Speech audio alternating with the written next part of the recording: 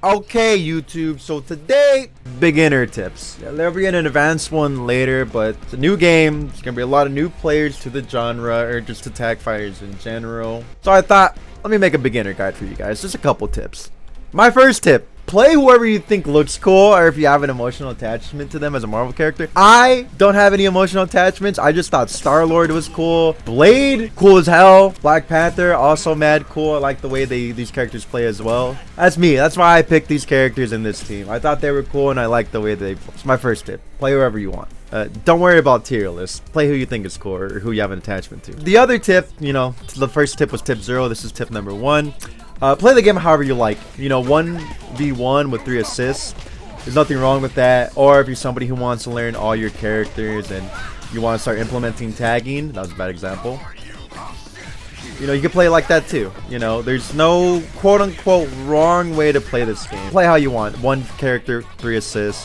All your characters, 2 characters, 2 assists. 3 characters, 1 assist. There's no real wrong answer. Have fun with it. Okay, so this next tip, tip 2, kind of goes a little bit against what I said earlier, just at the beginning conceptual stages. Yeah, just stick to 1 character at the start to learn the nuances of the game. Just learn basic combo structure, when to call your assists, things like that. Keep it simple, keep it straightforward. There's a huge mental undertaking if you try to learn all your characters in one go. Pick 1, get nice with them, understand the structure of the game, your dashing, your special moves, right? When to use what, when to call your assists, and just remember all assists follow the general same guideline. It's like your first assist is your shooter assist, which is usually the assist that covers the screen for you with an attack or a projectile or a beam of some sort. Your second assist is your anti-air assist. It's the one that covers the air. These first 2 always follow this basic train of thought. There are small exceptions. Some are striking instead of a projectile, for example.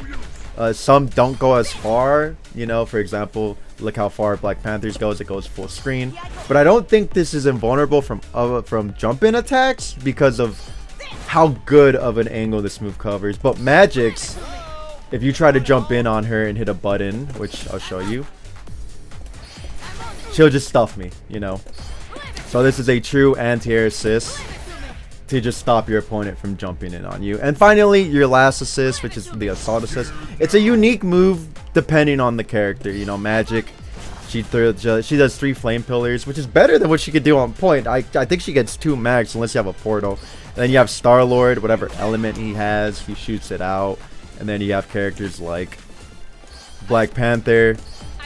She'll jump and throw her kunais, knives, whatever they are. Understand your team at first and what they do in each position as you learn 1 character. Alright, tip 3. This one actually is going to go into our button binds. So, I have a lot of buttons like quick scale, quick dash, and I usually have a quick assemble button, but I don't have it on right now for my recording, but I'll put it on for this example. It helps to have a multi-button bind, because if you try to manually backdash with light attack or medium attack, you can mess up and get an attack. But if you have a dash button set, you can mash it without running into that problem, so it just helps alleviate input errors. Right, it just makes things easier, right? Like if you jump and hit your dash button, it gives you, and we call this an instant air dash. Basically lets you air dash at the lowest height you can, which is helpful because you basically become a flying hitbox, right?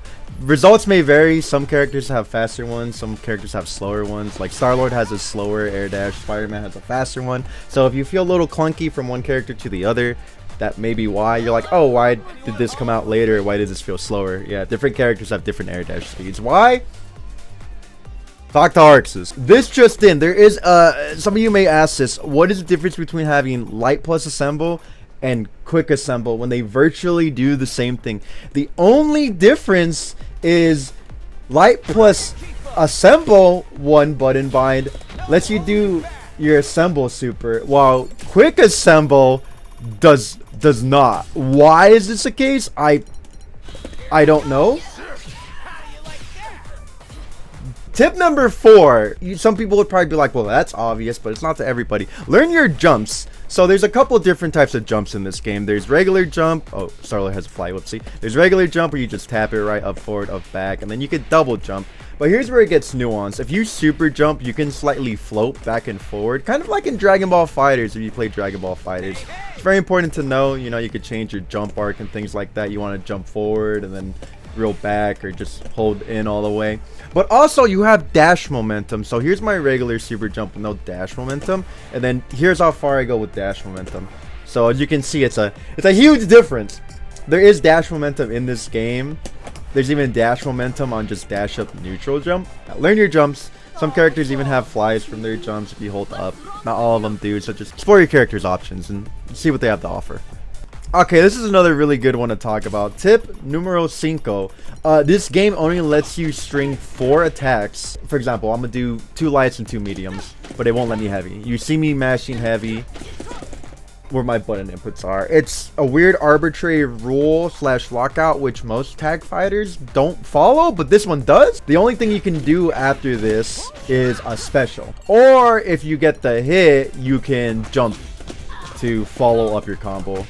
It depends on what character you're playing and what kind of attack you end it with. Some characters just want to launch to make it super easy, or like in Dragon Ball, you end with medium and then you just jump after it and do an air combo. But yeah, just remember, on the ground you're restricted to 4 hits before you have to do a special, before you have to call an assist to be able to do anything. Weird rule, very arbitrary. People don't like it, but it is what it is, and I hope this helps explain like why you just feel like you're crunched and locked out. And another thing to talk about since we're on this is there's this weird lockout window where if you take too long to cancel into an action, you can't follow it up. So here I'm going to try to jump late after my launcher.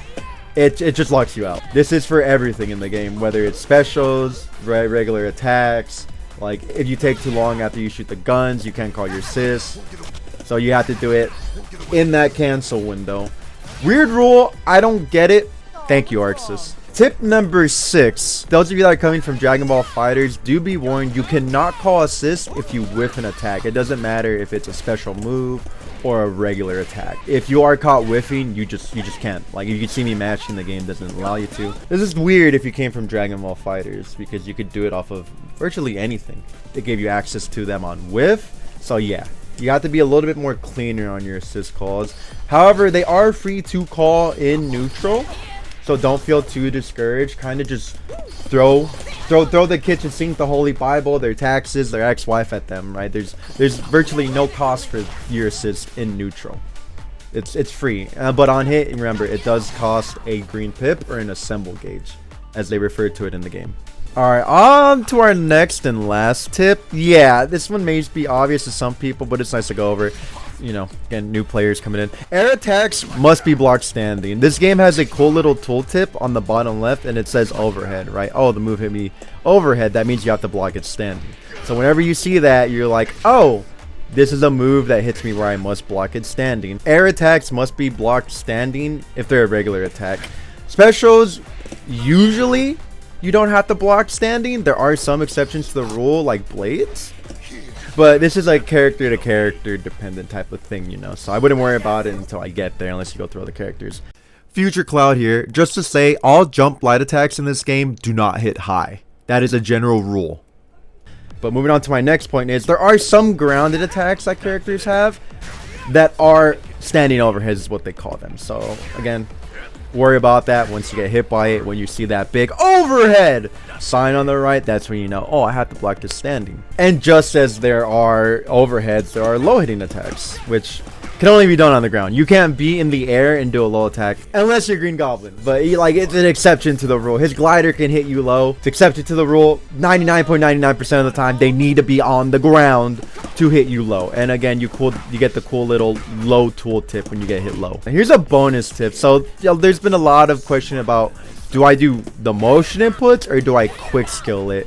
So quick skill does 10% less damage, and that doesn't matter too much in combos with regular specials, but when you do a super, it makes quite a difference. That super does 22,000 when done normally, but here it does 20,000 when you input easy super. You do lose a chunk if you do a whole combo with quick skill, so maybe do your motion inputs manually once you get comfortable if you really want to squeeze out that damage. But damage is negligible, you know, off like short stray little hits and stuff like that. But also quick skill is really good for DPs, because, you know, upper body, frame 1, not frame 1, I think frame 4 anti-air. So yeah, this is when you would want to quick scale, but you would want to do it naturally the other times.